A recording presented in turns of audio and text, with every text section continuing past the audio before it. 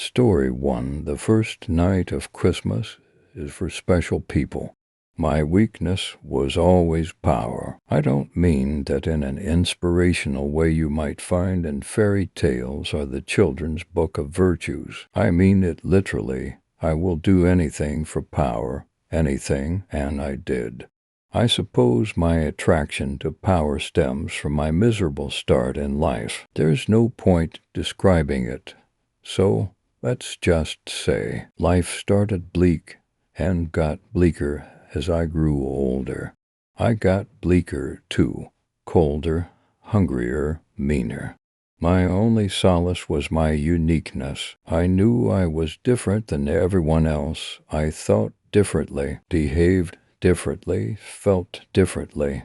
I was just different. Therefore, I was special. My grandparents, who'd taken custody of me following my mother's and father's respective death and incarceration, disagreed. They thought I was sick in the head, so they took me to the doctor. When all the pills and syrups proved ineffectual, they took me to the only psychiatrist in Serenity Falls. Because of my grandparents' wildly insane work schedules, the appointments were always at night, usually after the clinic had officially closed. I always came in the back, through a small door that led directly to his office. I saw him for 3 years and honestly expected to see him for many more. But I was wrong. One day I walked into the office. Instead of the gloriously fat, reassuringly unshakable Dr. Horner, I found myself staring at a man with a curiously blank and utterly hairless face. "Good to meet you," he said. The voice confused the hell out of me. It danced along the register between alto and tenor, and could easily have been male or female. "I'm Dr. Yeehaw. I'll be handling your therapy from now on." "Why, Dr. Horner," he said. Delicately as deceased, he pursed his lips, suicide. I was too stunned to speak. "I met you here today to make the transition as smooth as possible, but I practice out of my home. We'll have our appointments there from now on." He handed me a simple white card that read, "Dr. Yeehaw, M.D., 26 Adonai Road." "Okay," I said. Dr. Yeehaw's little house was on a tree-choked hill several miles outside town. I don't even think the road was officially named. Rather than a street sign, he had a hand-painted piece of plywood announcing Adonai Road. My grandfather bitched up a storm about the drive, 15 miles. 15 miles outside town. "What did you do to Dr. Horner?" he snarled. "Chased him off, you little psycho."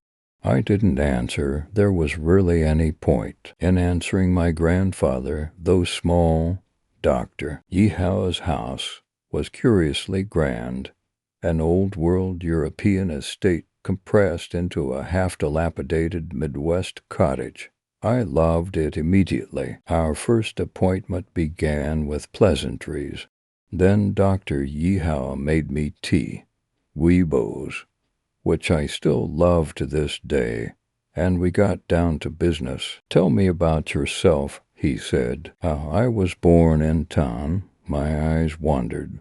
There was so much to see, so many colors to drink in, colors of the deep, cold sea, indigo and silvery blue, glassy green and black and darkest gray. At the clinic, the old one, the one by the river, yeah, his gaze traveled over his desk. An array of glass bottles took pride of place. They matched the colors of the room, blue, black, gray, green. He took one and turned it slowly. Liquid sloshed within. "That building is part of the treatment plant complex now." "Oh, cool." He watched me keenly for a terribly long minute. For the first time in my life, I felt anxious. Then he set the bottle down and folded one leg across the opposite thigh. Tell me, do you like causing pain? I frown. Do I like hurting people? Dr. Horner's notes indicated. No, I said, but yes. Another long pause, stretching through the air like taffy. I like being in charge. I clarify. Scaring people and hurting them makes them think you're in charge. I figured that out when I was really little. My enthusiasm dimmed. My dad says thinking that way makes you crazy. I guess that's why I'm here. Dr. Yeehaw ran a hand through his thick yellow hair. It was heavy and smooth, clipped in a pleasantly dated style that fell somewhere on the spectrum between Farrah Fawcett and Sonny Crockett. Shall I tell you something? His blank, sexless face practically glowed with excitement. Crazy is a label weak people use to describe people who have power. People like me, I waited. And people like you aren't crazy. You're just powerful. Excitement flared and coursed through me, lighting my veins with pleasant fire. I knew it, my granddad says. You granddad, he snorted, is weak. The weak resent the powerful. Do you know why I took on your case? He crossed his other leg and leaned forward. His eyes practically blazed, like someone in love, or someone whose dream is coming true before his eyes. Why? I want to make you strong. As strong as me, or even stronger, if you're worthy. Those wild, blazing eyes paralyzed me. A small smile spread over his face. Are you? I am, I answered. He picked up the bottle again. This, he said, is medicine. I created it right here in Serenity Falls. It will help you reach your full potential. He slid the bottle across the desk. I looked at it dubiously. I am a broken person, but not a stupid one. Not now, not then. I knew that all of this was wrong, but did I care? How do I take it? I asked. Here in my office, 26 doses, 1 per month for 2 years and 2 months. What does it do exactly? The doctor smiled. It makes you powerful. Take it. I uncapped the bottle and drank. It was just water. Clear, clean, terribly cold water. Part of me was furious, but part of me was intrigued. You're not a shrink, are you? I'm a specialist, he responded, for special people. Are you special? I didn't answer. After a long moment, he smiled. Good, I have an assignment for you. Think of it as homework. Okay, envision yourself as a powerful being every night before bed. Okay, he watched me shrewdly. That'll do. We're done for tonight. We'll have our next session in a week's time. I'll be honest, I soon grew to love Dr. Yeehaw for his stability, his understanding, his acceptance, and of course, for the praise he lavished upon me. Our sessions always followed a script, pleasantries, ruibos, and long conversations about power, potential, and weakness. Every fourth appointment, I drank a bottle of the doctor's medicine water, after which he would give me a homework assignment. These range from meditation to other, darker activities. Things like exerting power via emotional means, such as manipulation, and, of course, through physical means as well. It wasn't difficult. Everyone, including my parents, were already terrified of me. I'll spare you the details. I'd rather not share the secret of my success. But with the doctor's guidance and medicine, I whipped my grandfather into shape within days. Others followed. Teachers, children, neighbors, and I almost killed a man. A sniveling, weak piece of shit named Calvin Timms. I had so much power over him, he refused to press charges. It was phenomenal, unreal. intoxicating. Here I was, a scrawny little shit from the wrong side of town, controlling every interaction in my daily life with almost no effort. I was powerful, thanks to a blank-faced doctor and his magic water. After the 9th dose, Dr. Yehow asked, "What is the most powerful thing you can think of, being in charge of everything you misunderstand when you think of power? What comes to your mind's eye? That is to say, what is the most powerful being? A powerful," he repeated, omnipotent, almighty. That jogged my memory. Grandma loved going to church, and she sure loved praying to Father God Almighty to save her crazy grandson. God, I guess. Yes, Dr. Ehow's eyes blazed again. God is power. God is life. Life is also water. He slammed the empty bottle on the desk. Water is life. Life is God. God is power. I engineered God and put him in water, in these little bottles. Right now, just for you, he smiled. One day that will change. So you're going to turn everyone into. And to me, I thought, but didn't say no. No, not everyone is powerful. My medicine only works for the powerful. A small, satisfied smile spread over his face. On the deserving, I considered this for a long while. He picked me because of my innate power.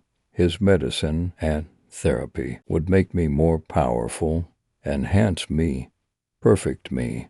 But I wasn't the only one. I wasn't actually special. There were others like me, many others. I didn't like it, not at all, but I had no choice. It was better to one of the few than one of the we. So once again I said, okay, perhaps the doctor sensed my deception. Perhaps he simply changed his mind, whatever the reason. When I returned for next week's appointment, he was gone. The house was emptied of everything but the remaining bottles, arranged in a box with a note that read, "Remember to take your medicine. Remember to be powerful." As I stared at the bottles, the last of my excitement, of my warmth, died. My bleak life grew bleaker and darker from there, reaching depths of emptiness I could hardly comprehend. In my mind's eye, I saw my soul as Wisconsin's winter landscape, cold, hard, and bitter, with the occasional gleam of cold winter's sun on brilliant ice. One of those gleams was Eleanor. I met her 6 months after my last dose of medicine water. I was 18. Our relationship was doomed from the start. I was to cold by then, to broken, and to vacant. I was like a shark, endlessly moving, endlessly searching for something that might provide happiness. But I'm just like my parents. I don't feel happiness. I only take it. I took Eleanor's. I broke her into pieces, relishing the way the light in her eyes dimmed a little more every day, enjoying the new, delicate lines slowly etching their way into her young face, waiting with bated breath for her joy, her softness to melt away, revealing the cold, broken, genuine thing beneath. That's something no one wants to understand. Happiness is an illusion at best, a delusion at worst. Happiness isn't real, but power is. Forcing someone to acknowledge this truth is power in and of itself. I held power over Eleanor, but it was trivial power, useless, worthless, boring. So I left her. Worthless though it was, I didn't like relinquishing my power. So I stretched it out as long as I could by impregnating her first. I pretended to be overjoyed. I pretended to change. I joined the military because the military is the best prospect I had. It's for us, I lie, for our baby. I waited for the light in her eyes to fully rekindle before snuffing it out for good. "I hate you," I said, "and I hate it." I pointed at her stomach. She recoiled, eyes so wide she looked grotesque. "I'm doing this to get away from you. If you come after me," I forced a carefully modulated chuckle. "Remember Calvin Thames?" She stared at me like a tortured deer caught in headlights. "That was nothing compared to what I'll do to you." I fully believed Eleanor died that day. Sometimes it made me proud. Sometimes it made me feel uncertain. But mostly I didn't think about it. The power I created and exerted over her was complete, but ultimately useless, and compared to the power I created and enjoyed in the military, utterly forgettable, just as I spared the details of Dr. Yehowa's assignments. I will spare the details of my tenure in the military. Suffice to say, I found it incredibly easy to create and exert power, especially on deployments. The military is full of people who are intentionally broken down and rebuilt to follow a leader. They love leaders. They just need the right one. I molded myself into the right one. I even managed to operate under the radar, which made my power all the sweeter. It was ethereal, beyond all imagining. I would have given anything for Dr. Yehowa to know how far I'd come, to see the pride in his face. Sometimes I could almost feel his medicine coursing through me, cold, clean, clear. I could have gone on forever, and I probably would have, if it weren't for a weak link. The weakest people resent the strong, and a very weak piece of shit brought my empire down through manipulation and influence. That is, through the power and influence I so meticulously cultivated my entire career. I narrowly escaped a court-martial. I received a dishonorable discharge and drifted home. I quickly discovered that my power in Serenity Falls had evaporated. No one remembered me. I passed Eleanor in the street a dozen times, and she didn't even recognize me. To my chagrin, she looked happy, tired, but fulfilled. Her smile was cautious but bright, her step light. I hadn't snuffed her out after all. This confounded me. I followed her around town for days. I soon realized that our child, had undone all my work. Clearly, this made me weak. Dr. Yehowa would be terribly disappointed if he knew. This realization crushed me. I withdrew, losing myself in the frozen winter landscape within my heart. It was safe in there, empty, controllable, smooth, unbroken, and feeling ice. Then, not very long ago, I got an email. The sender was a boy, a local student with my last name. A boy, it turned out, who was looking for his father. "Is your mother Eleanor?" I wrote back, even though I knew the answer. "Yes," he responded. And there it was, an avenue, a plan to rectify my mistake. We exchanged emails for a while. I pretended I'd had no idea he existed. It was simpler than the truth. Soon enough, we made plans to meet. I emailed him my phone number. Shortly after, my telephone rang. "Hello?" I asked, expecting my son. Instead, I heard a high, steady voice that danced along the register between alto and tenor. "Dr. Yehowa, I heard you'd come home." The ice in my heart broke apart, revealing a volcano beneath. Confusion, joy, and love erupted, rendering me speechless. "How?" Dr. Yehowa chuckled. "It wasn't difficult. I've been following your accomplishments, and I'm proud, very, very proud of you." My heart swelled with excitement and happiness. I'd done it. I'd made him proud. "Will you visit me?" he asked, of course.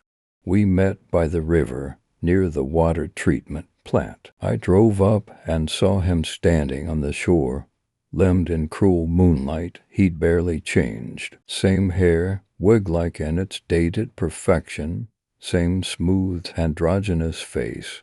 He smiled. Tears glittered in his eyes. "You seem so powerful, almost perfect." That single word punctured my excitement. Almost, he repeated. Here, he reached into his coat and extracted two identical glass bottles. They caught the moonlight and shone like silver. For a surreal moment, I was a teenager again, bemused and dreadfully curious about my new psychiatrist. "You need one more dose." "Then why are there two?" He pressed one into my hand. "Drink." It was so cold it stung my mouth and made, dappling him with silver light and darkness. "I need one last thing from you. Or rather, you need one last thing from you, a final act to establish your power. Once you've done it," he gave the second bottle a brisk shake, "you'll get your final dose." He explained that powerful gods, truly great gods, must spill blood. The taking of life is a great power. Transcending human bonds is another, perhaps greater, power. "Prove to me that you're strong. Prove to me that you're worthy," the doctor said. "Take the life of your son." Smugness and pride seethed. I'd come up with this plan on my own. Killing my son would serve a dual purpose. It would show Eleanor that I was still in control, and it would propel me to the perfected state Dr. Yeehaw had always wanted for me. The doctor mistook my proud silence for doubt. "If he's strong, he'll survive," he promised. "If he's not strong, he won't. And would that really be a tragedy? The world doesn't need more weakness." "Of course," I said, "I'm not heartless. I spent several hours choosing the way my son would die. I settled on drowning. The river would be painfully, paralyzingly cold this time of year, perhaps cold enough to stun him. And while drowning itself isn't pleasant, the body releases one last burst of chemicals that puts you in a state of bliss that seemed appropriate. I could give my son joy. With that in mind, I scheduled our reunion at the falls. It was easy to convince him. I lied and said it was where I'd taken his mother on our first date. He wanted to bring his mother. The ice in my heart cracked again, once more revealing that volcano. Eleanor, the first woman to feel the full force of my power, except she hadn't. She'd escaped with our child, so she escaped with her heart. All my work undone, of course, I said. My son said they might be a few minutes late because of Eleanor's work schedule, so I offered to pick him up. She can follow when her shift is over, I said. The night I finally met my son was frozen and beautiful. He looked like me, but smaller, with his mother's hair and nose. We drove to the trailhead near the falls. He was shy too. Look at me for long, but the few times I caught his eye I saw hope. Bright, profound hope. We got out of the car and hiked to the falls. They gleamed under the moon, a vast, jagged palace of ice and diamond. We stared at the frozen falls for several long minutes. Soon, my son began to shiver. I put my arm around him and drew him close. His chest itched. I pretended not to notice, but disappointment bloomed in my gut. Crying already, I thought. How weak of him. Once he'd gotten himself under control, I asked, "When is your mom going to be here?" "Not for at least an hour." My mood soured even further. "Do you want to wait in the car where it's warm?" Trembling, he blurted. Why did you really leave? Irritation swept over me. I withdrew and looked out over the falls, carefully choosing my next words. But why? I was wasting time. I was being weak. I lied earlier. I said, I didn't know you existed before today. Then why did you? I wasn't ready. I loved your mother. I lie. But I didn't want to have a family yet. I'm sorry, my son shrugged.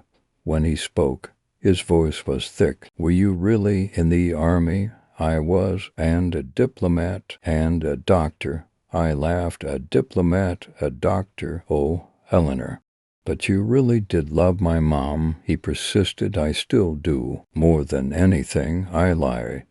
That's why I'm here, but I'm still not ready. To have a kid, I don't think I'll ever be. The brokenness in his face made me feel an entirely unique kind of power. I put my arm around him and pulled him close. Then I stepped toward the railing. It's only going to be cold for a minute. After that you won't even feel it. It'll just be like drifting off to sleep. He began to struggle. I want to go back to the car. Everybody wants something, I said, but not everybody is willing to do what it takes to get it. I threw him over the railing and into the frozen river. He hit the ice with a shudder-inducing crack. The ice broke under his weight, and the water pulled him under. He struggled and fought for several minutes. I willed him to give in, to experience that last burst of ecstasy and die. After a while, he fell still. I waited another moment, just to be sure, then I turned and left. When I got into my car, I felt curiously light, empty, not at all godlike. Not at all powerful. In fact, with each passing minute, I grew anxious, then afraid, then. For the first time in my life, I panicked. I sped out to the doctor's house. The plywood sign had long since disappeared, but I found it anyway. It was dark, with broken windows and dry-rotted siding, but I went inside anyway. Dr. Yeehow was waiting for me. The relief I felt was exquisite. I envisioned the doctor's final dose, no doubt nestled in his coat. He would give it to me, and I would be complete. I would be fully powerful. Is it done? He asked. I nodded. Do you feel powerful? His face was blank, colorless porcelain in the shadows, a disembodied mask. Fear engulfed me. My skin began to crawl even as relief coursed through me. He understood what I was feeling. Unknown, he smiled. The smile is something I will never forget. Small and prim and terribly white. Then, I'm afraid you aren't worthy or powerful. I was wrong. You are weak, and with that, with his disapproval, with his disappointment, with the rejection by the only parent I'd ever had, a lifetime of panic and terror descended upon me. It was a living nightmare, hours and hours of unimaginable horror. When I finally came to my senses, it was morning. Frost covered my shoes and clothing, and Dr. Yeehow was gone. I left town quickly, but not before learning my son was alive. I hadn't killed him. After all, I wasn't special. I was a failure. All that work, all those years of Dr. Yeehow's medicine and therapy, and I still failed. I'd do anything for power, and I did, but it wasn't enough. I suppose nothing is enough when you're as weak as I am. Story 2, The Junkyard. It was late into July when we decided to visit a place from our past. This would be one of the final nights we would all spend together as friends. There were 5 of us, and we were soon to be going our separate ways. Cooper and I would be starting our college degrees in the fall. him across the state in East Tennessee and I in Missouri. Lawrence and Amanda were a package deal. They were juniors and had been dating on and off since elementary school.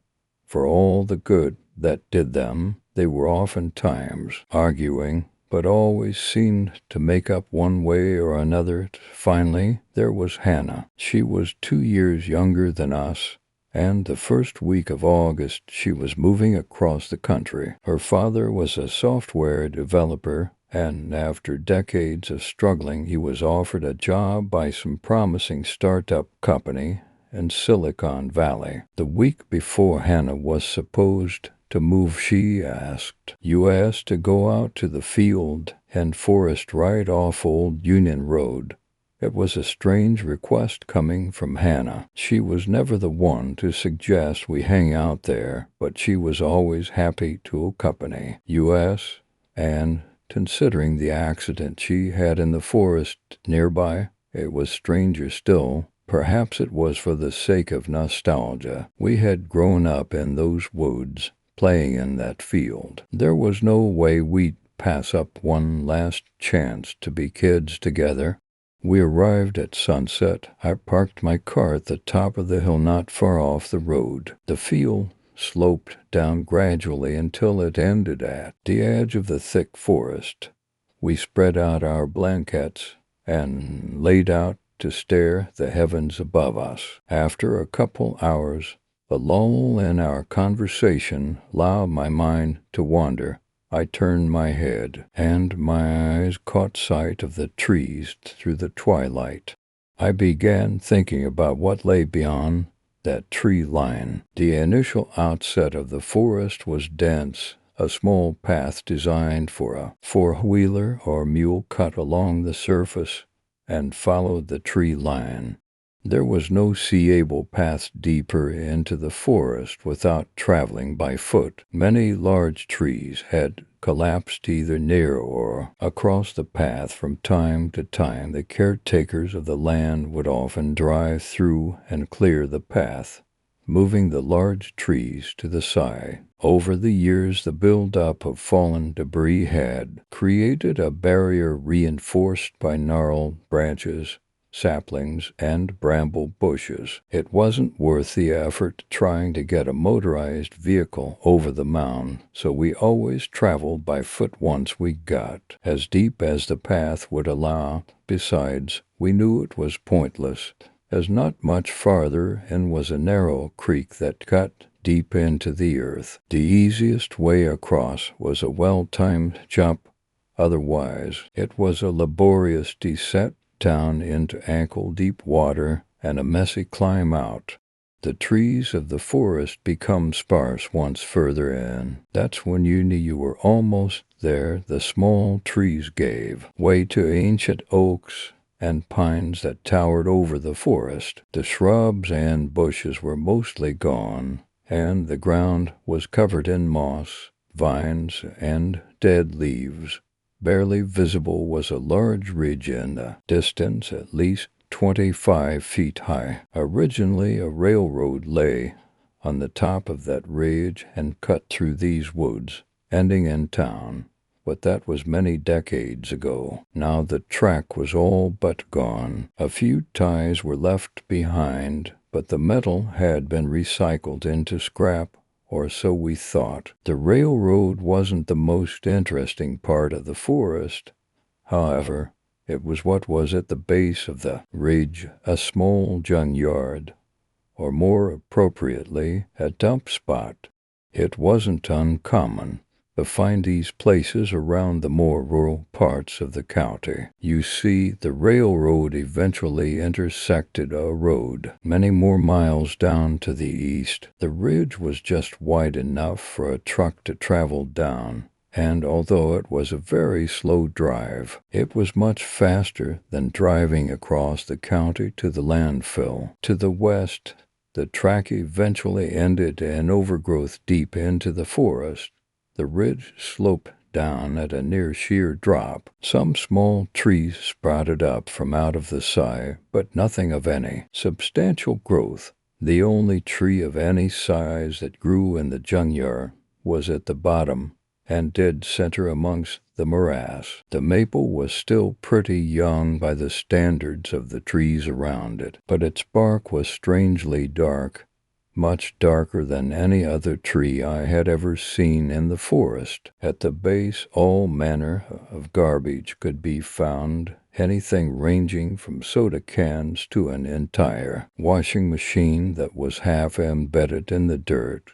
Radiating out from the ridge, the junkyard formed a semicircle. It occurred to me that the structure of the junkyard was planned. At one point many summers ago, we had found the intersection and followed it all the way in. From up above, the uncanniness of the semicircle could be seen.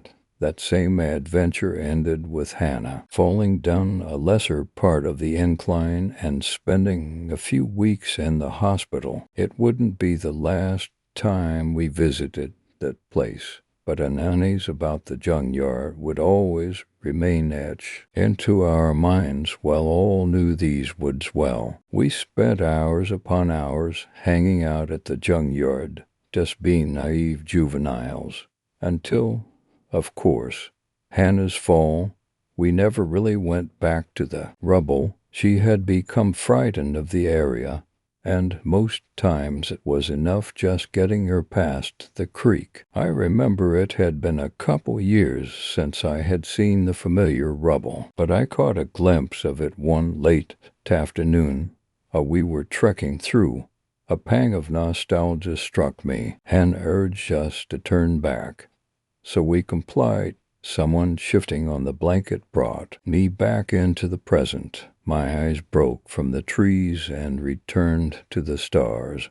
There we were, 5 of us laying out in the field. The forest was not far in front of us and behind us. The nearest house was almost too far away to see except a small prick of light cutting across the tall grass. Faintly off in the distance I heard the familiar sounds of coyotes barking and howling. Deep in the woods, it was always an unsettling sound to me, but this time was even stranger.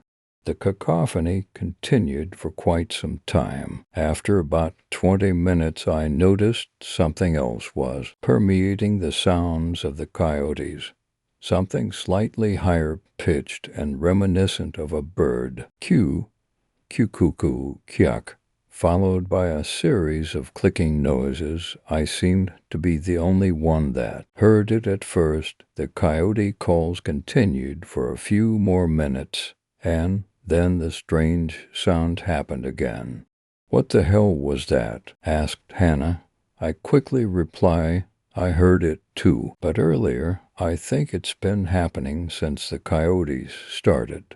"I think it's some kind of bird," said Lawrence unconvincingly. Through the darkness I could see his eyes shining. Apprehension scrawled across his face. "Well, I think it's time we went back and put on a movie. I'm bored," but his voice betrayed him and cracked on the last word as we shuffled to stand and gathered the blankets. We heard a rushing sound in the tall grass behind us. Something had cut across between us and the car.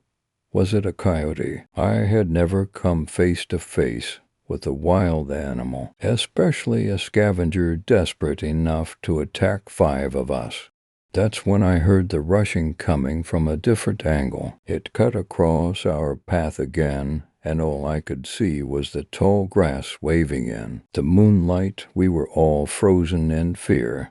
Had it been the same animal or another? Almost in answer, the rustling happened again, but this time from 2 different points. They came to a halt in front of us. We were still at least 50 yards away from the car. The pack of coyotes had circled around the field and cut us off. There was no way we could make it. Some weird urge suddenly came to me. I felt exposed.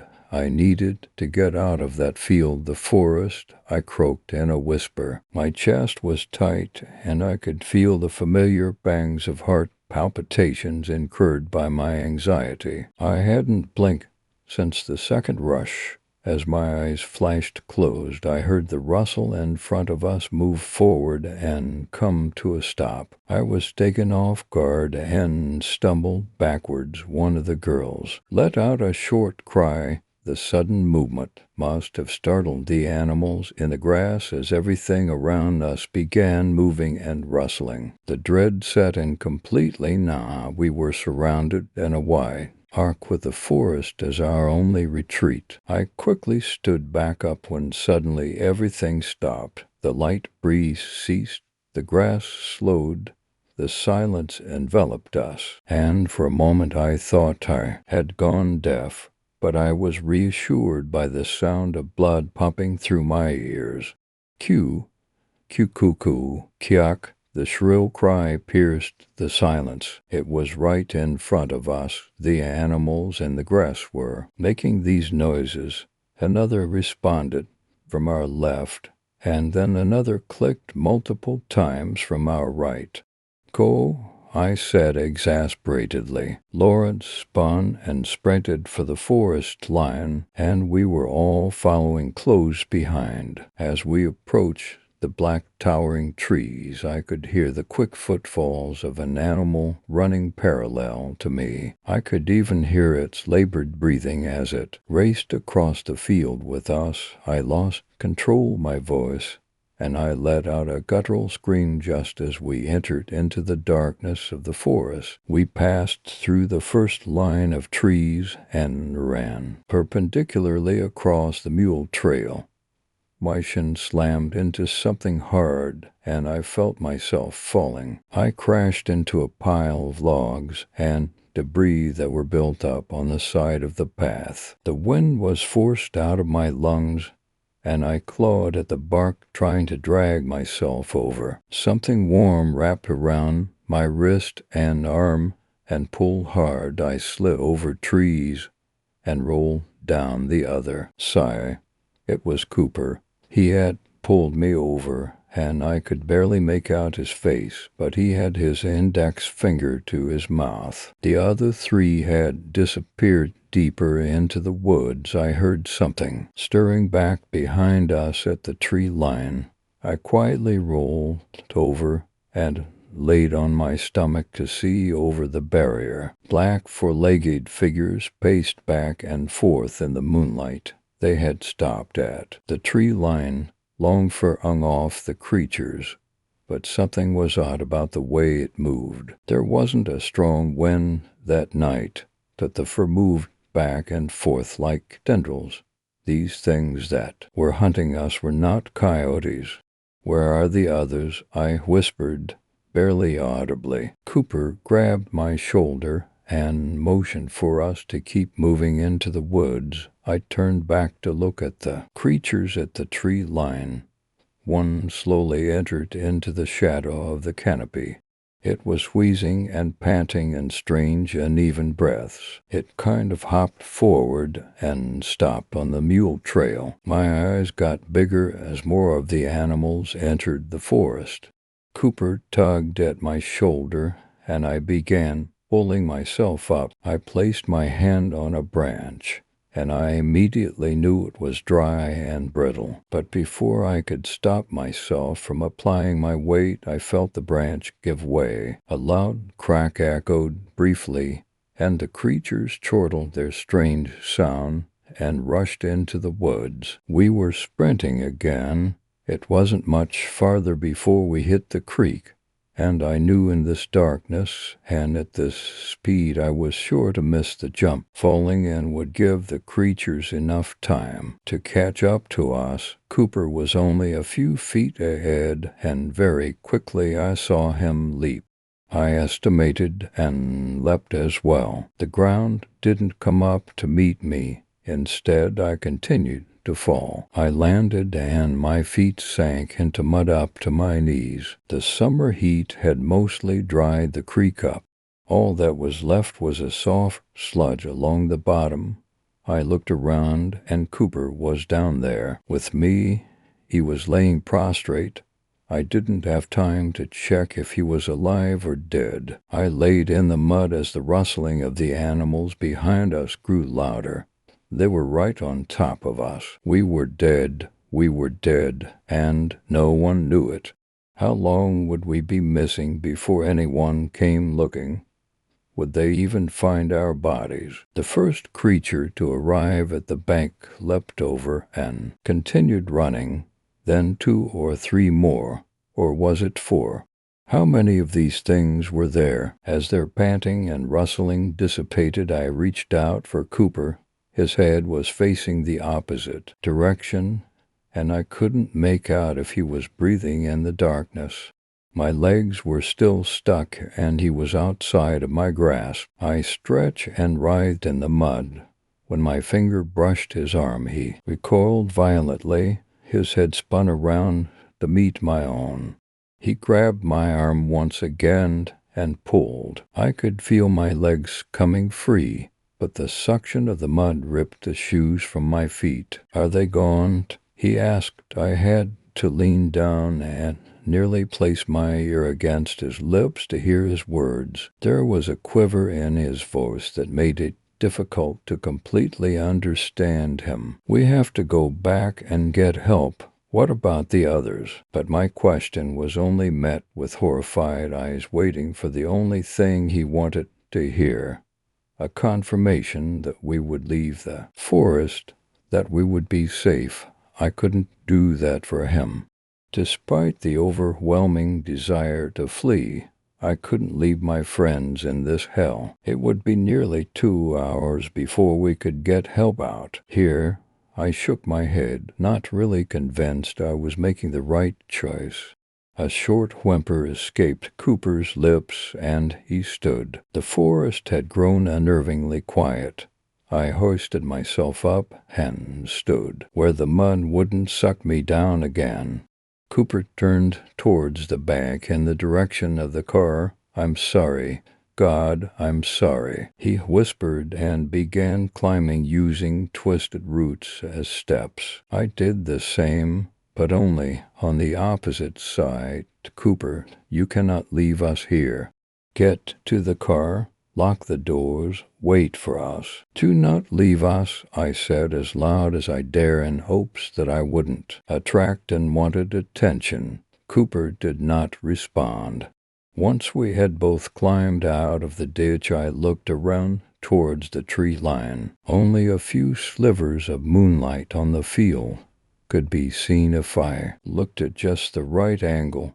We were a ways in, but it was deeper still to the junkyard. Calm momentarily crept over me as once again memories of past summers flashed through my mind's eye. If my friends had gone anywhere, it was there. Cooper had his back to me, but I knew exactly what he was doing, calculating the fastest way out of the forest.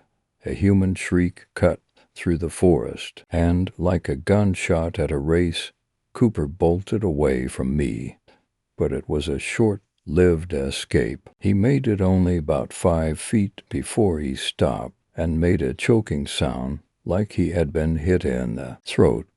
His hands shot up to his neck, grabbing at something I couldn't see in the darkness. His head jerked up, and he was quickly lifted into the trees with his arms flailing and his legs kicking. The scream that issued from him sounded like it was being pushed through his clenched jaws. "Q, Q, Q, Q, Q, Q." It came from above, and multiple other calls responded, followed by a sea of clicking. The creatures were in the limbs of the trees. How had it grabbed Cooper and pulled him up? And so high. They were medium-sized animals, nothing larger than a Labrador, and yet Cooper was gone, pulled into the blackness like a doll. His scream suddenly ended, and I could hear the sound of liquid drizzling down into the branches and grass like rain running off a clogged gutter. I twisted around and sprinted through the dense trees, small saplings tearing at my face and brambles attempting to snag me and bring me to the ground. Every time I brushed against a larger limb, I pulled away, afraid that dark, unseen hands were reaching out to grab me and pull me into the branches. Tears were streaming down my face, and my chest was tighter than it ever had been before. It was like some enormous rubber band had been wrapped around me, and with each passing second it squeezed just a bit tighter. My breath was coming in short bursts, and I could feel my vision becoming hazy. Of all the times to have a panic attack, this was both the worst and most fitting moment. I pressed on for what seemed to be far too long. I should have reached the junkyard by now. I was exhausted. Pain from running had begun to form in my lower abdomen, and my speed was decreasing. I could feel my steps becoming sloppy. But finally I noticed the forest had become thinner. A bramble wrapped across my ankle succeeded in tripping me up. I stumbled forward and fell to my knees. My hands came down hard on a rock and something sharp. I knew immediately I was bleeding. I was still hyperventilating, and my vision was blurred from the tears. My hearing was diminished by the rushing of blood through my ears. I couldn't make out if any of the monsters had resumed their chase. My hands probed the rock. It was smooth, incredibly smooth, except for a patch that felt like sandpaper that flaked off as my fingers ran over it. I quickly wiped my eyes and brought my face down low. It was a half-buried washing machine, partly rusted, but mostly still covered in smooth, white-painted metal. My breathing began to come under control. That's when I heard the sobbing. I stood up quickly, reeling from being lightheaded, but I pushed through the rubble and into the semicircle. I tried to speak, but only a croaked moan came out. Hannah screamed through her sobs. My eyes locked on her. She was sitting in the middle of the rubble with someone laying beside her. "Hannah, oh my God, thank God. Are you all right?" She didn't respond. She only continued to cry. When I reached her, it was like she hadn't noticed me. She was holding Lawrence in her arms. His eyes were closed. I reached out and placed my hand on her shoulder. She jerked, released Lawrence, and flailed her arms and struck my face, my chest, my arms. I bit back the pain and pulled her into an embrace. "He's dead. He died only a few minutes ago." Amanda was pulled down by the dogs. "But they aren't dogs. Are they? She was still hysterical, but at least she was also coherent. "No, I don't know what they are." Her face raised up, and our eyes met. The moonlight danced off her tears. "Their fur, it moves like hair underwater. And their hooks. Hooks? I hadn't noticed any hooks on the creatures when I saw them at the tree line, the ones in the trees. They have these long arms that reach down, and their hands are large hooks, like what you hang meat on." She began to tremble violently as we ran. Amanda fell behind. "She doesn't know these woods like we do," she called to us, but I was too afraid to look back. Hannah was crying harder now. I heard her scream, and then those things, I knew they had gotten her. It was only a few more feet before Lawrence caught his side on something just under his armpit. He was pulled into the air and flipped sideways. He fell, and I grabbed him. I don't know why I stopped for him, but I saw it. Chills ran down my body. My arms and legs pricked up in goosebumps. I couldn't look away from Hannah. She had regained some composure, but her eyes were hard. "What?" I began, but was cut off. It was covered in that black wavy fur. As it climbed down, I could see its arms were incredibly long, and where its hands should be were two hooks. It got so close to us, I couldn't tell where its head ended and its body began, and its eyes. There were so many, like a spider, glossy red in the light. I couldn't bring myself to say anything. My mind kept replaying the moment Cooper died, how his head snapped back, and that terrible scream he loosed. One of the creature must have caught him in the throat or under his jaw. It was almost like these things were fishing for their prey. We managed to make it here. Hannah continued. Lawrence was still alive for a while. He was bleeding so much I couldn't stop it. There was so much. All he kept asking me was if Amanda and I were fine. Oh, God, Patrick. What is going on? Her eyes finally broke from mine, and she stared down at Lawrence, who I could see was pale from blood loss. The moon shining down gave him an ethereal quality. I didn't have the answers. I doubt anyone did. I suddenly became painfully aware of the silence that had been present since my arrival to the dump. Have you heard them since you came? Inside the junkyard. Hannah didn't respond. God damn it, Hannah, have you heard them? Her head snapped back to mine, and for a moment all there was in the forest, in this entire universe, was her face. Q. Q-coo-coo.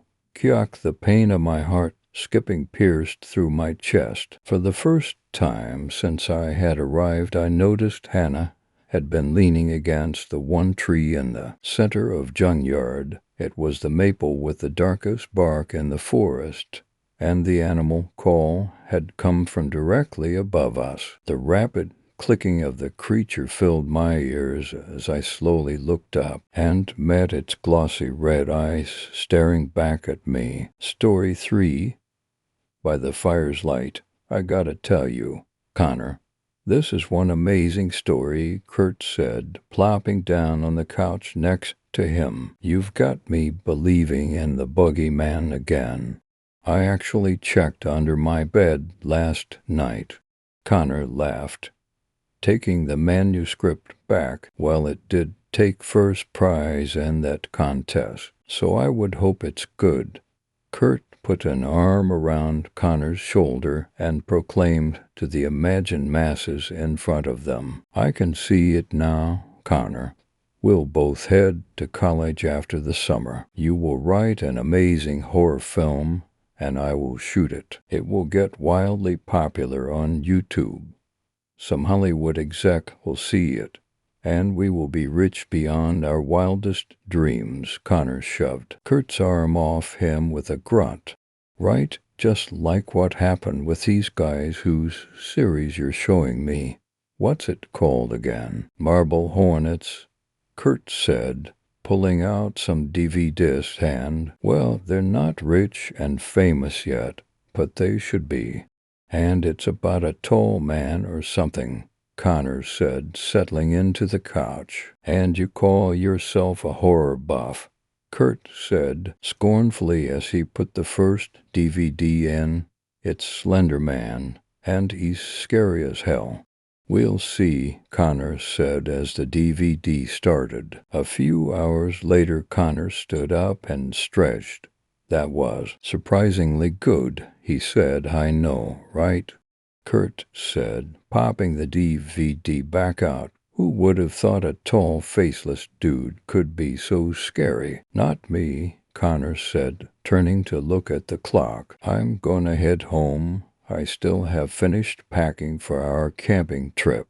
My dad is totally stoked for this, Kurt said. I think he's more excited than I am. Connor laughed. My dad's tolerating it. You should have seen all the bug spray he bought. You want me to drive you home? Kurt asked as Connor headed for the door. I live 3 blocks away. I can walk, Connor said as he opened the door. I just don't want the Slender Man to get you, Kurt said.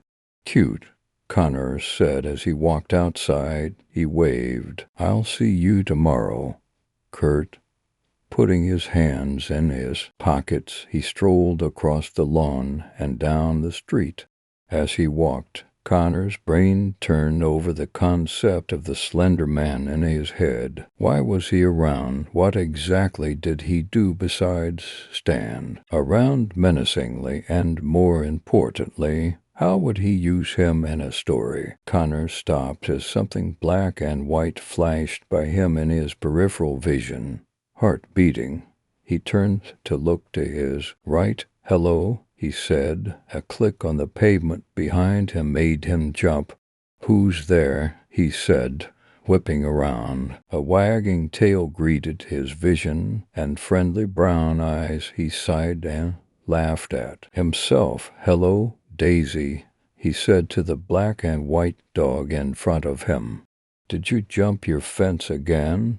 Daisy just wagged her tail in response. "Come on then," he said, patting his leg to get her to follow him. "I'll take you home." The next day Kurt, Connor, and both their dads piled into a Suburban packed tight with camping gear. "Let's get this trip started," Kurt hooted from the back seat. "All right," Kurt's dad said as he turned on the ignition. Connor's dad grunted in the passenger seat. "So you lose any sleep last night?" Kurt said, shoving Connor. Connor yawned. "Yeah, I had more packing to do than I thought." Kurt gave an exasperated sigh. "Not that. What then?" Connor asked, puzzled. "Oh, slender man." He shrugged. "It was good, Kurt. Scary even. But I've been writing stuff like this for a long time. I know it's not real." "Killjoy," Kurt muttered, settling back in his seat. They spent the rest of the ride chattering about the park they would be camping in and the college they would be going to. Kurt's dad piped in enthusiastically about hiking trails and fishing streams, while Connor's Ted told them about his old fraternity days. Whenever Kurt's dad stopped for breath, they pulled into the state park early in the afternoon and found their campsite. After they set up camp, Kurt grabbed Connor's arm. "My dad says there's an awesome hiking trail close by that leads to a nearby lake. Let's check it out. Can't it wait until tomorrow?" Connor said, sitting on the ground. "I could use a nap." "Connor, come on," Kurt said, tugging on his arm. "Stay together." Kurt's dad called after them as Kurt bounced off and Connor trudged behind him. Kurt grabbed his pack as he passed his tent. "It's not gonna be that long of a hike, is it?" Connor asked. "Be prepared," Kurt said with a mischievous grin. Connor sighed and grabbed his own pack. The trees quickly closed in on them as they walked away from the campsite. "Oh, he could be here," Kurt said, spinning around slowly in place. "Uh-huh," Connor said, slapping at his neck. He was beginning to wish he had grabbed some of his dad's bug spray. "Hey, hold up a second, I gotta take a leak," Kurt said, shifting his pack and running off into the woods. "Kurt, wait, stop," Connor hollered after him, shifting his own pack. "We're supposed to stick together. You wanna watch me pee, you perv." Kurt hollered back. "Not particularly," Connor said to himself, leaning against a tree. He sighed as he waited for Kurt. A few minutes later, Connor bolted upright when he heard a panicked yell. "Connor, Connor, get over here, quick." Connor dropped his pack and leapt off the path. "Kurt," he yelled. "Connor." Kurt yelled back. Connor followed the sound of his voice deeper into the woods. "Connor." Kurt yelled again. Close by. Connor rounded a corner and came to a stop as a black and white suit flew at him from high in the air. "Geez," Connor said, throwing himself backwards. He thrashed for a moment before he realized the suit was empty. He lay back down. "Funny, Kurt," he said. He heard laughter above him and looked up. Kurt was sliding down a nearby tree. "Oh no, Slender Man doesn't scare me," Kurt said, grabbing the suit and stuffing it back in his pack. Connor cuffed the back of his head. "I'm going back to camp," he said. "Come on." Kurt followed him, still giggling. Connor shook his head. "Could you please stop with the giggling?" "You got me, okay." Kurt stopped giggling. "Thank you," Connor said, continuing forward. Then he realized it wasn't just the giggling that had stopped. Kurt had stopped walking completely. Connor turned around. "What now?" he said. Kurt was standing open-mouthed, staring at something behind and above Connor. Connor turned around and looked. Trees, and more trees stood in front of him, but nothing else. "No," Kurt whispered. "It can't be." Connor turned back around. "Look, the suit was funny, but you need to knock it off, Kurt." Kurt wasn't listening to him, though. He was slowly backing away with his hands up. "I can see you," he whispered. "Isn't that enough?" Connor took a step towards Kurt. "Kurt," he said slowly, worry creeping into his voice. "What are you talking about?" Kurt screamed, high and shrill. It should have been funny. Connor should have been joking about what a little girl Kurt sounded like. But all Connor would see was the very real terror in Kurt's eyes as he scrambled backwards, waving at something Connor would not see. "No, no," Kurt was shrieking, holding up his hands, his eyes locked with Connor's. "You have to see him," he screamed. "He says he'll kill me if you can't see him." And then a spurt of red slashed across Kurt's chest, and he screamed again. Connor, and forward then. He couldn't see what was hurting his friend, but that wound had to come from somewhere. But even as Connor, and forward, Kurt moved back. Only Connor wasn't sure it was under his own power anymore. It was more like he was skidding as someone pushed him. More red slashes appeared on Kurt's arms and face, and he tried to cover himself as his screams grew quieter. "I didn't believe." "Not really," he whimpered. And then a single deep red point appeared in the middle of Kurt's chest. He gave one final wail, and then fell silent. Connor finally caught up with Kurt. He knelt down and shook him by the shoulder. "Kurt, Kurt," he yelled. Kurt's body crunched the underbrush, and Connor shook him more urgently. "Kurt," he screamed, his own terror full-throated now. But Kurt didn't answer. Connor let his hands drop from Kurt, and slowly he stood up, backing away. There was no doubt in his mind to who the Kurt had been screaming about was, but that wasn't possible. "You're not real," Connor said, voice shaking. But a squiggling little doubt wormed into his mind. As he backed away, his eyes turned towards the shadows cast by the trees, and then one branch's shadow seemed to move and snake, and then two, and three. Slowly Connor turned around.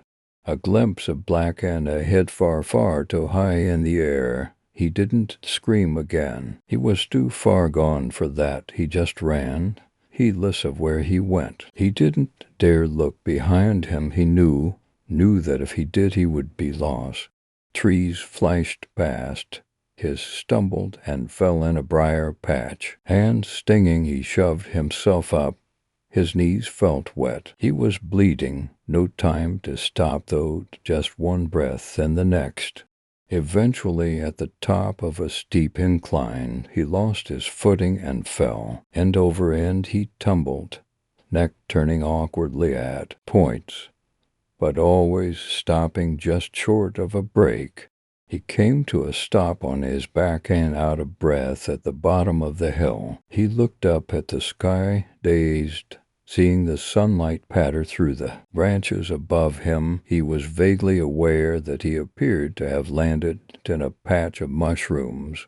that were now encircling him on all sides. And then something very thin and very tall moved above him. He was falling again, and Connor wondered if he had imagined stopping at the bottom of the hill.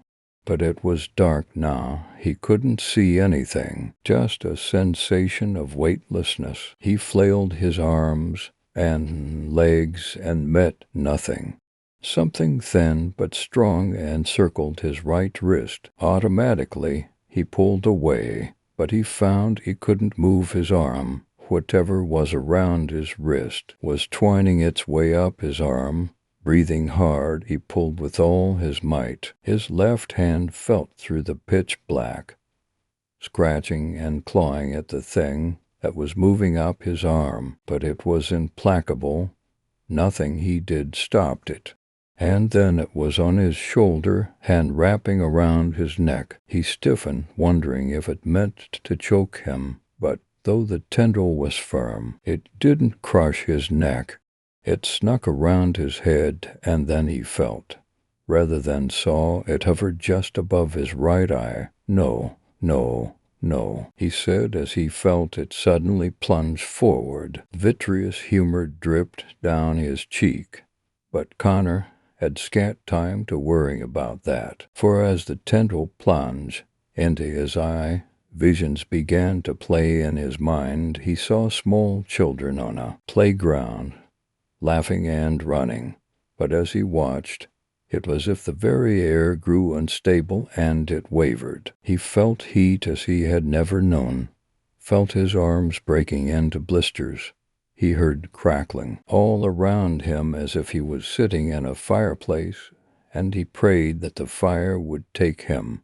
The laughter of the children melded into screams, screams of pain and, worse, screams of terror. Something malevolent moved towards them through the flames, something that had come to claim them. They should have died in the flames, should have moved on, but something was holding them back, tying them into this one moment of agony and holding them there until they forgot they had ever known anything else. And Connor was with them in that moment, held suspended between life and death, and he cried, his tears mixing with the jelly pouring from his right eye. Then more tendrils came and shook him by his shoulders, back and forth. The screaming became deeper and less panicked, and Connor thought this was odd, because he wasn't screaming anymore, and the kids' screams had been so high-pitched it was odd to hear such a mature tone coming from them. Had they been trapped here so long they had grown? The shaking came again, and Connor heard his name. Connor, can you hear me? His eyes flew open, and he saw far above him a crescent moon rising. Above the trees, he bolted up, hand flying to his right eye.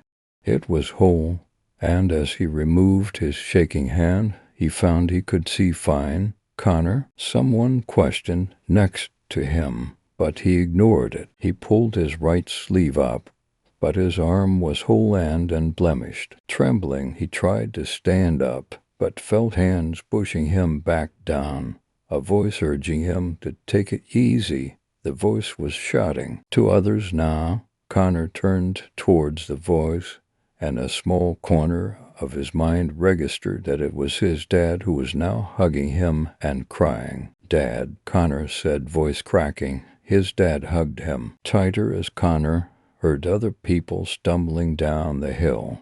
"Dad," Connor began again, "where's Kurt?" His dad pulled away and looked him in the eye, and Connor, without a word, that Kurt was gone, and he wondered if Kurt was really gone or tied to that one moment where you hung between worlds. Burying his head in his hands, Connor sobbed. "Patrick," somebody said to Connor's dad as he continued to sob.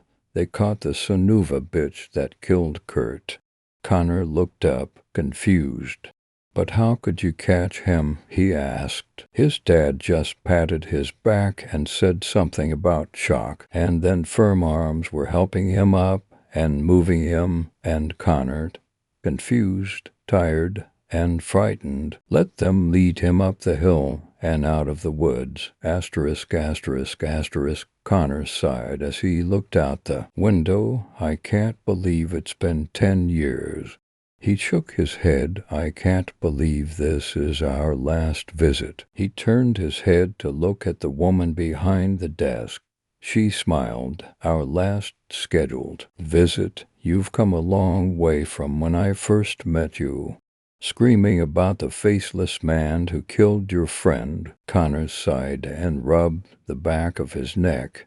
It all seemed so real, Dr. Kennedy. Sometimes I still see him, it in my dreams. It's to be expected, Dr. Kennedy said, folding her hands and placing them on her desk. You will probably always associate this Slenderman, as you called him, with your friend's death in some manner. It was easier for your mind to associate the brutal killing of your friend with the monster and with the man. The medication should continue to help with the bad dreams, and if you ever need me, day or night, you can always call. She opened a drawer on her desk and pulled something out. By the way, before you go, there's something I would like you to do for me. Connor stood up and walked over to the desk. What's that? Dr. Kennedy looked up at him and smiled. Your book. By the fire's light, would you sign it for me? Connor laughed as he reached over and slid the book to himself. Dr. Kennedy handed him a pen. You know, you were right, he said, as he scrawled his name and a small note of thanks on the inside cover. Writing it out, the faceless man and the fire and the kids really did help me to get it out of my head. I didn't think I'd be turning it into a book when I started. I think it's good, Dr. Kennedy said, taking the book back from Connor. You've taken something destructive in your life and turned it into something constructive. Just one last thing to do, I guess, Connor said. Looking out the window, Dr. Kennedy cocked her head. So you still plan to visit Kurt's killer today? Connor nodded, still looking out the window. I just want to hear it from him, why he did it. This could be closure you need, Dr. Kennedy said, standing. Connor turned back to her. I think it's a good thing, just like your book. She smiled again. The critics are eating it up from what I've seen. It's starting to sell like wildfire. Hey, right, wildfire, Connor said. Repressing a small shudder, he reached out a hand. Well, thanks for everything, Doc, he said. Dr. Kennedy took his hand and shook it. Good luck to you, Connor. 15 minutes later found Connor on the way to the state penitentiary. His blue Corolla rolled down the interstate. A feeling of anxiety had been building in him all day. Normal, he supposed. He was going to confront his friend's killer. He shook his head and rubbed the back of his neck again. A flash of black and white next to him on the road made him catch his breath. Checking the rear-view mirror, he saw a man in a business suit on the shoulder of the road, looking at a car with smoke pouring from the hood. Connor's sigh. Get a hold of yourself, Connor, he murmured as he pulled off at his exit. You've just put your life back together. A guard tower, 3 buzz-ends and keyless, cell phoneless, and anything that even looked like a weaponless later. Connor sat down in front of a plastic barrier. Next to him was a beige telephone. In front of him was a tall, burly man, Jared Holloway, Kurt's killer. Jared's hair was practically shaved off with only a small bit of dark fuzz showing. His brown eyes were hard and his fingers gnarled. Jared picked up the phone. Connor did the same. So, Jared said, a sneer on his face, I suppose you've come to find out why I did it.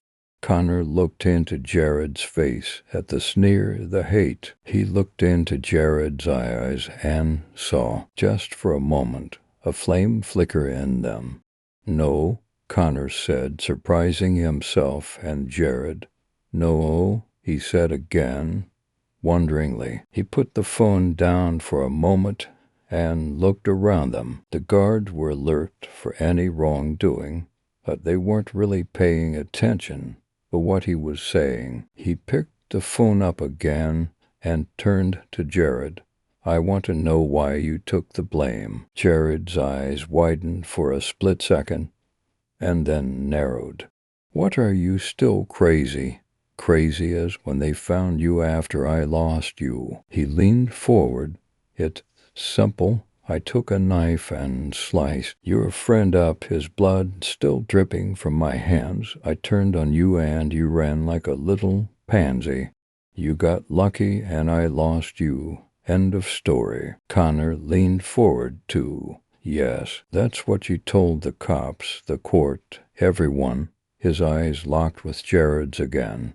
"But it's not true, is it?" he whispered. Jared's eyes flickered back and forth rapidly again for a second. Connor saw a flame dance in them. Jared closed his eyes and shuddered. "Look," he rasped, voice low and close to panic. "If I say that's what happened, it's what happened." He shook his head. "I may be on death row, but there are things worse than death." And then, before Connor could say anything else, Jared hung up his phone. Connor sat and watched as the guard took him back and wondered. That night Connor sat in his apartment in his small kitchen dining room area.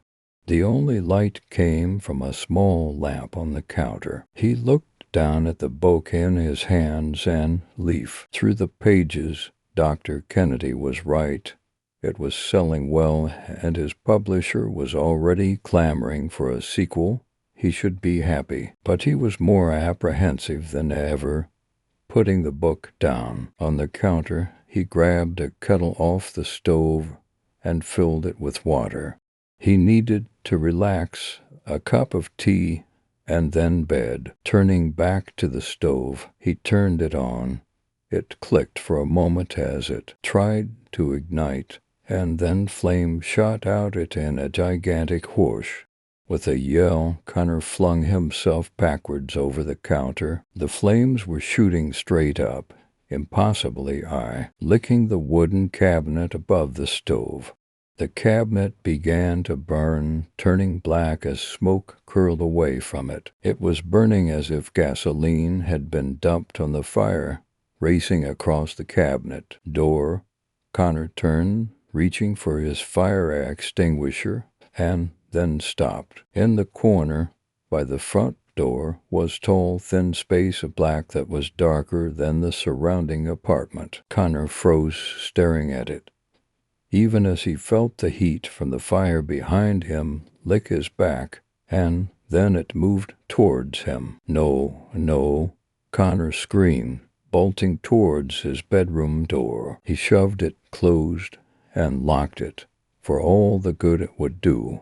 Even as he closed the door, he could hear the fire whooshing, growing. There was an orange glow coming from the crack beneath the door, backing away. Connor looked around him. He was on the 4th floor. The only way down was a long jump.